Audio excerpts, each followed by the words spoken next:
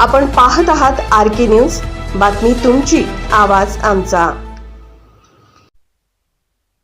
आणि मग छत्रपती शिवाजी महाराज हे 18 पगड जातीचे राजे कसे होते, त्यांचा इतिहास कसा होता, त्यांची न्यायव्यवस्था कशी होती, याबाबत सर्व युवापोह गोविंदराव पानसरे साहेबांनी शिवाजी कोण होता या पुस्तकातून केला होता. या पुस्तकाच्या प्रचंड प्रती अखंड महाराष्ट्रावर देशभर पोचल्या होत्या. परंतु अलीकडच्या काळामध्ये या विधानसभेचे आमदार संजय गायकवाड साहेब यांनी या पुस्तकाचे प्रकाशक प्रशांत आंबी यांना धमकी दिली, त्यांना आई बहिणींच्यावर शिवीगाळ केली. खऱ्या अर्थानं ज्या छत्रपती शिवाजी महाराजांनी परस्त्रीचा सुद्धा माते समान सन्मान केला, त्या छत्रपती शिवाजी महाराजाचा पाईक म्हणून घेणाऱ्या संजय गायकवाड यांनी प्रशांत आंबीच्या आईला आणि बायकोला गलिच्छ शिवा दिल्या.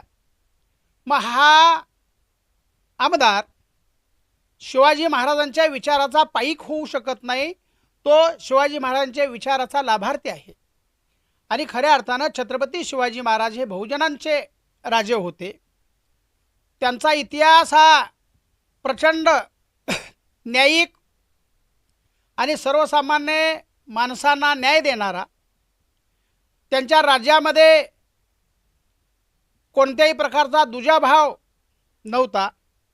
आणि म्हणून शिवाजी कोण होता या पुस्तकाचं जाहीर वाचन त्यांच्या शिवराज्याभिषेक दिनाच्या दिवशीच आंबेडकरी चळवळीतील सर्व संघटना, पुरोगामी विचाराच्या सर्व संघटना आणि इथल्या कम्युनिस्ट पक्षाच्या सर्व संघटना यांच्या वतीनं डॉक्टर बाबासाहेब आंबेडकर आणि महात्मा फुले यांच्या पुतळ्यासमोर बिंदू चौकामध्ये 6 जून 2026 रोजी 4 वाजता शिवाजी कोण होता या पुस्तकाचं जाहीर वाचन करून इथल्या प्रस्थापित यंत्रणेला, इथल्या मनुवादी यंत्रणेला, इथल्या सनातनवादी यंत्रणेला सडेतोड उत्तर देण्यासाठी छत्रपती शिवाजी महाराजांचे पाईक म्हणून आम्ही सगळेजण जमणार आहोत आणि तिथं छत्रपती शिवाजी महाराज कोण होते या पुस्तकाचं वाचन करणार आहोत.